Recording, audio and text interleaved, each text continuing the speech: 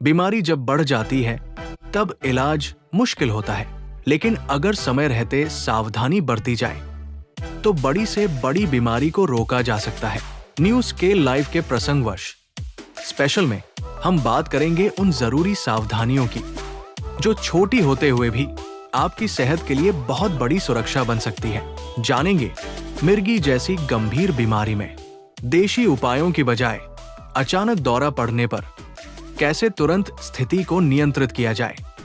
लकवा, सिर दर्द, कमर दर्द, हाथों में झंझनाहट, धुंधला दिखना जैसी समस्याओं के कारण और सही इलाज, इन सभी अहम विषयों पर आज हमारे साथ मौजूद है प्रदेश के प्रतिष्ठित संस्थान राजस्थान हॉस्पिटल के वरिष्ठ चिकित्सक डॉक्टर विक्रम बोहरा, जिनसे खास बातचीत की है न्यू स्केल लाइफ की उप संपादिका ललिता शर्मा ने। देखिए सेहत से जुड़ी हर जरूरी जानकारी सिर्फ न्यू स्केल लाइफ, भरोसे की पहचान पर। नमस्कार, सभी का स्वागत है। हमारे मध्य एक डॉक्टर हैं, डॉक्टर विक्रम बोहरा, जो जयपुर में है, राजस्थान हॉस्पिटल में। उन्होंने ब्रेन, स्पाइन, नर्वस सिस्टम इनमें स्पेशलिस्ट है। तो मेरी इच्छा हुई कि मैं आप लोगों को भी उनसे मिलाऊं ताकि किसी तरह की कोई प्रॉब्लम हो, कंफ्यूजन हो, बहुत सी ऐसी चीज़ें होती हैं जो कि हम लोग कई बार शेयर नहीं कर पाते हैं या डॉक्टर की पहुंच तक नहीं पहुंच पाते हैं, तो उस चीज़ का परिणाम बहुत घातक हो जाता है कई बार कि हम डिले कर जाते हैं। तो सर, आपका स्वागत है हमारे प्रोग्राम में। सर, आप मुझे बताएंगे कि ये आप पर्टिकुलर कौन सी उस पे चल रहे हैं, बताएं थोड़ा डिटेल हमारी दर्शकों को। नमस्कार, धन्यवाद आपका मुझे इस प्रोग्राम पे बुलाने के लिए। मैं न्यूरोलॉजिस्ट हूँ। जैसा आपने बताया, ब्रेन, स्पाइन और मसल्स रिलेटेड बीमारियाँ उसमें हम डील करते हैं। उनमें भी जो खास करके मैं डील करता हूँ वो है स्ट्रोक यानी लकवा। उसमें खास करके हम लोग नई तकनीक से जो इलाज होता है जिसमें नसों के अंदर जाके क्लॉट को निकालना, जैसे हार्ट में सभी को पता है कि स्टेंट डलते हैं और बंद नसों को खोला जाता है, उसी तरह हम दिमाग में भी क्लॉट निकालते हैं। अगर नस बंद है तो उसमें स्टेंट लगाते हैं, अगर कोई नस फटी है तो उसको कॉइल्स डाल के बंद करते हैं। इसके साथ साथ हम सर दर्द, मिर्गी के दौरे, कमर दर्द, गर्दन दर्द, मूवमेंट डिसऑर्डर वाली बीमारियां जिसे पार्किंसन डिजीज़ कहते हैं, पैरों में किसी को जलन हो, वो आमतौर पे न्यूरोपैथी के साइन हैं। इन तरह की सभी बीमारियों को हम ट्रीट करते हैं। जी सर, बहुत अच्छी बात आपने बताई। एक चीज़ मैं पूछूंगी कि कोई इंसान को जैसे हल्का सा कोई प्रॉब्लम हो तो उसको कितना कैसे पता चले कि हमें इस टाइप की प्रॉब्लम हो सकती है, उसके बारे में थोड़ा बताएं। तो जैसा मैंने बताया, हम स्ट्रोक का एडवांस ट्रीटमेंट करते हैं। तो स्ट्रोक को आइडेंटिफाई करने का सबसे अच्छा सिंपल तरीका है बचाव। बचाव एक शब्द है जिसमें ब से मतलब है बाजू का कमज़ोर होना, च से मतलब है चेहरे का टेढ़ा होना, आ से मतलब है आवाज़ में कोई फ़र्क आना, और व से मतलब है वक्त। तो किसी को भी यदि अचानक कुछ बाजू में, चेहरे में या आवाज़ में फ़र्क आए तो वो लकवा हो सकता है। यदि हम शुरुआत के 4 साढ़े 4 घंटे के अंदर अप्रोप्रिएट ट्रीटमेंट वाली जगह पहुँचेंगे तो इमीडिएट इलाज संभव है और बहुत ही अच्छी रिकवरी भी संभव है। जी सर, पर जैसे कि ऐसे सुनने में आया है कि जैसे बीपी बहुत ज़्यादा हाई हो गया है, तब भी लकवे के चांसेस होते हैं। हाँ, लकवे के चांसेस बीपी हाई होने से भी होते हैं, शुगर के पेशेंट्स में भी होते हैं। उम्र बढ़ते-बढ़ते वैसे भी रिस्क बढ़ जाती है। यदि किसी को अपने परिवार में किसी पुराने पूर्वजों में लकवे की हिस्ट्री रही हो, तो उस बंदे के लिए लकवा होने की संभावना और ज़्यादा हो जाती है। तो ये सभी रिस्क फैक्टर्स हैं जो हमें लकवे की संभावना को बढ़ाते हैं। तो हमें बीपी कंट्रोल रखना है, शुगर कंट्रोल रखनी है, अपना वेट कंट्रोल रखना है, फिज़िकली एक्टिव रहना है। यदि हम ये सब चीज़ें करते हैं तो शायद हम अपने आप को लकवे से बचा पाते हैं। ठीक, तो मतलब आपका कहने का मतलब ये जेनेटिक होता है। कुछ हद तक जेनेटिक डेफिनेटली है। Okay okay okay. तो सर, एक चीज़ और पूछनी थी कि जैसे कि किसी को हल्का सा होता है और आप तक नहीं पहुंच पा रहा है, वो इंसान लोकल डॉक्टर से कांटेक्ट कर रहा है, तो उस समय क्या कर सकते हैं हम? लकवे जैसे आप जयपुर रहते हैं, यहाँ तो हर हर महीने के एक संडे को आते हैं, तो जैसे कि उसको महसूस हो रहा है, तो ये कितने दिन तक में होता है कि हम उसे उतने दिन के अंदर अंदर इलाज करें? तो जो लकवे का इलाज है उसमें सबसे ज़रूरी चीज़ है एक सीटी स्कैन होना। हाँ जी। सीटी स्कैन लगभग आजकल हर जगह अवेलेबल है, इवन ब्यावर में भी कम से कम 3-4 जगह तो होता है। बिना सीटी स्कैन के लकवे का इलाज संभव नहीं है, तो एटलीस्ट जो पहला काम है वो हम एक सीटी स्कैन करा लें, ताकि जो लोकल डॉक्टर है वो आपको शुरुआती इलाज दे दे। पर जल्दी इलाज के लिए तो आपको एक ना एक बार या तो अजमेर या जयपुर जाना ही पड़ेगा, क्योंकि जो जल्दी इलाज है, जो अच्छा इलाज होता है, वो शुरू के 4.5 घंटे में ही होता है। हाँ, किसी पेशेंट में ऐसा होता है कि शुरुआत के कुछ मिनटों या घंटों में उनके लक्षण पूरे ठीक हो जाते हैं। यदि ऐसा हुआ भी है तो उन्हें ढिलाई नहीं बरतनी है। ऐसा मौका 4 लकवों के पेशेंट में से 1 को ही मिलता है। तो यदि उसको वो मौका मिला है तो वो भी फुर्ती से अपना इलाज कराए, फुर्ती से जाँचें कराए, ताकि ये पता लगे कि वो लकवा क्यों हुआ और वो फिर से होने से बच जाए। अगर जी। हम उसमें देरी करेंगे तो हम फिर वो वापस से परेशानी में पड़ेंगे। जी सर, जैसे कि मैंने देखा है लकवा एक चीज़ है, चलो ठीक है। जैसे बहुत लोगों के हाथ वाइब्रेट होते हैं, किसी की गर्दन बहुत ज़्यादा होती है, तो उसका रीज़न क्या होता है? तो जो कंपन का कारण है वो उम्र के हिसाब से कुछ-कुछ कारण अलग हो जाते हैं। आम तौर पे यंग एज में जो होते हैं वो कई बार घबराहट से, कुछ हद तक जेनेटिक कारणों से होते हैं, उनके लिए हम बहुत ज़्यादा दवाई नहीं देते। यदि वो कंपन आपके रूटीन में कोई आपको परेशानी करता है तो ही उसमें दवा लें, अन्यथा मेडिटेशन करें, रिलैक्सेशन एक्सरसाइज करें और आप ठीक रहेंगे। बढ़ती उम्र के साथ जो कंपन होता है वो अधिकतर पार्किंसन रोग से होता है। उसका ट्रीटमेंट शुरू करें, फिज़िकली एक्टिव रहें तो वो भी काफ़ी हद तक हम कंट्रोल कर सकते हैं। सर पार्किंसन तो आपने बताया वो ठीक है, उसका ट्रीटमेंट होता है मुझे पता है। बट मैंने देखा जिसको पार्किंसन नहीं है बट फिर भी जैसे कोई सामान उठा रहे हैं तो हाथ बड़ा कंपन कर रहा है, उसका कोई प्रॉपर इलाज है या नहीं है? किसी का हाथ कंपन उठाने पे जो हिलता है, जी। वो कितना हिल रहा है उस हिसाब से उसका हम ट्रीटमेंट डिसाइड करते हैं। ट्रीटमेंट आजकल कई तरह के हैं, starting with exercises, initial medical management. अगर मेडिकल मैनेजमेंट पे दवाइयों से काम नहीं चल रहा है तो आजकल एमआरआई बेस्ड ट्रीटमेंट भी हैं और सर्जिकल बेस्ड ट्रीटमेंट भी हैं। जैसे हार्ट में पेसमेकर लगता है, वैसे ब्रेन में पेसमेकर लगा के भी ठीक किया जाता है। ऐसा। सर स्पाइन में अगर हो तो कोई प्रॉब्लम? स्पाइन में जो प्रॉब्लम होती है उसका सबसे बड़ा कारण आज की डेट में लोग फिजिकली एक्टिव नहीं रहते, अधिकतर टाइम चेयर पे या बेड पे लेटे रहते हैं।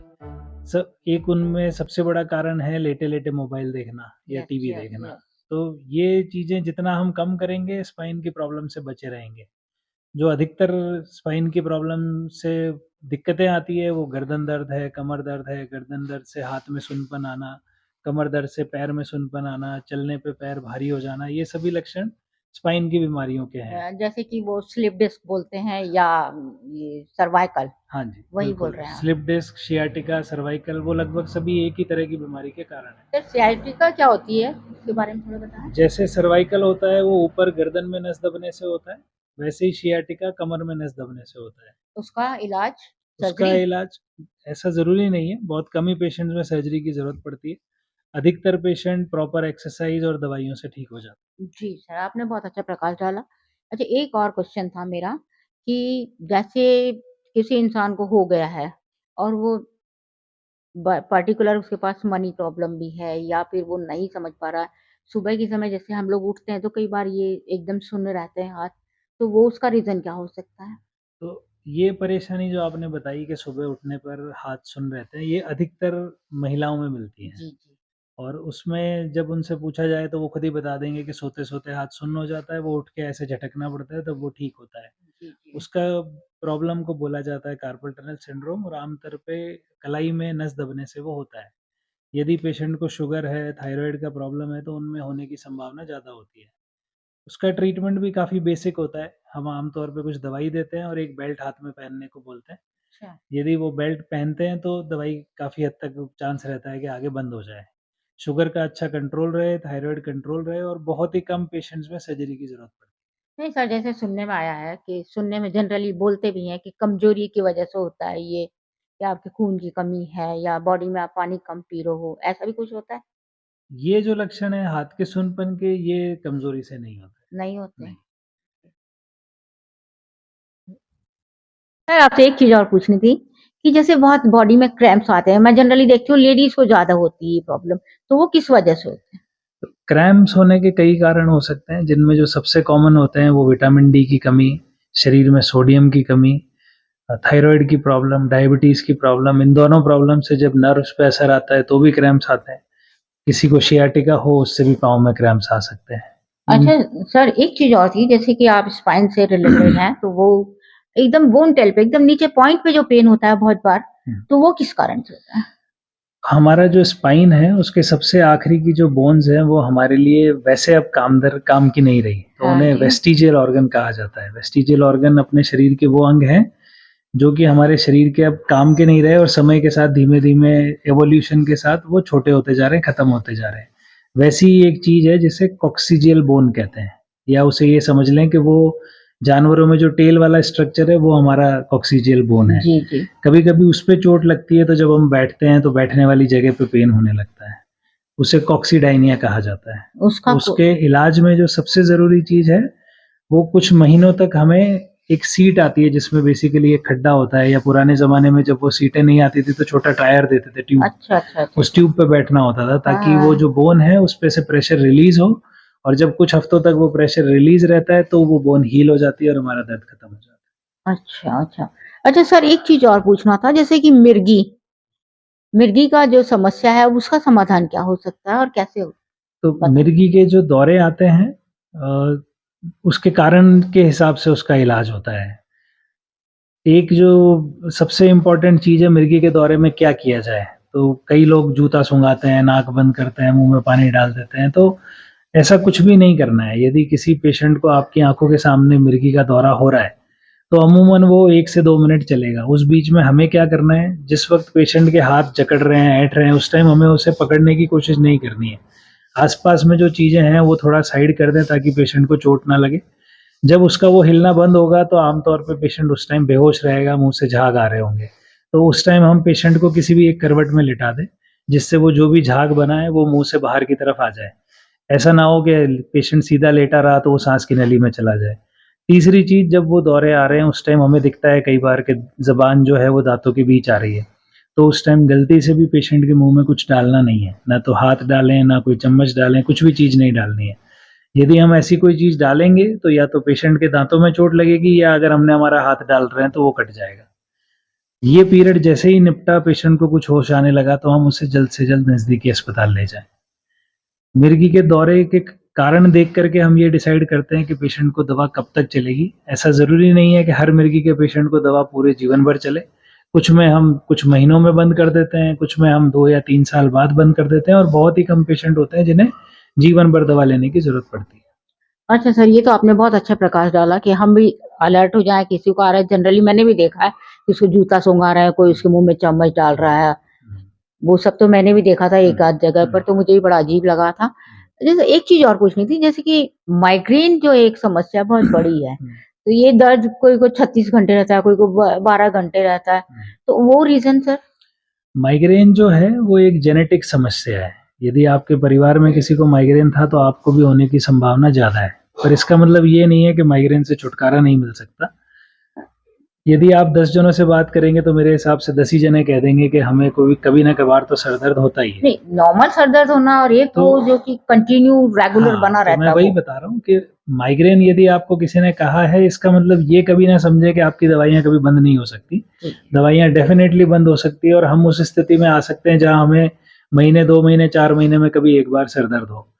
दवाइयाँ तो हमें उसके लिए ज़रूरी हैं, साथ ही साथ माइग्रेन जो है वो हमारी दिनचर्या से रिलेटेड प्रॉब्लम है। यदि हमारी लाइफ़स्टाइल रेगुलर रहेगी, खाना-पीना, सोना समय से रहेगा, हम स्ट्रेस फ्री रहेंगे, तो माइग्रेन की समस्या काफ़ी हद तक कंट्रोल्ड रहेगी और हमें रोज़ की दवा की ज़रूरत नहीं पड़ेगी।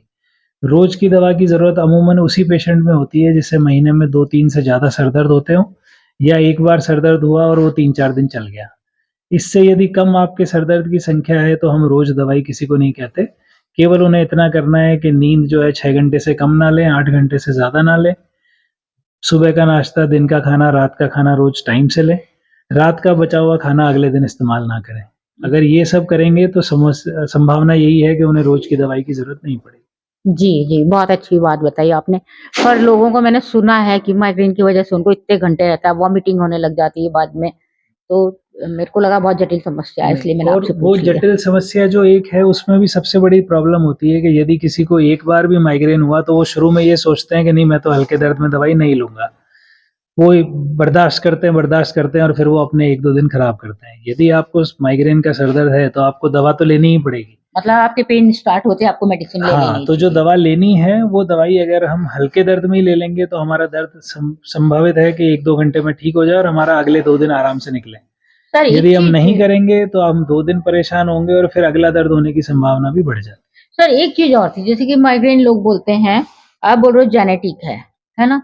तो ये रीज़न क्या है इसका होने का? एक जेनेटिक के अलावा छोड़ दो जिसके है। जेनेटिक तो हमारी टेंडेंसी बढ़ाता है, अगर उसके ऊपर से हम हमारी दिनचर्या डिस्टर्ब करेंगे, खाने-पीने पे ध्यान नहीं देंगे, नींद पे ध्यान नहीं देंगे, तो फिर वो संख्या जो है, जो कभी-कभार होनी थी, वो बार-बार जल्दी होने लगती है। ये भी हो सकता है स्ट्रेस की लाइफ हाँ, आजकल की जो बिल्कुल, है, बिल्कुल, उससे भी डेफ़िनेटली। होता होगा। बिल्कुल, 100% होता है उससे। जी, थैंक यू सर, आपने बहुत अच्छी चीज़ों पे प्रकाश डाला और हमारे शो पे आए उसके लिए आपका बहुत-बहुत धन्यवाद।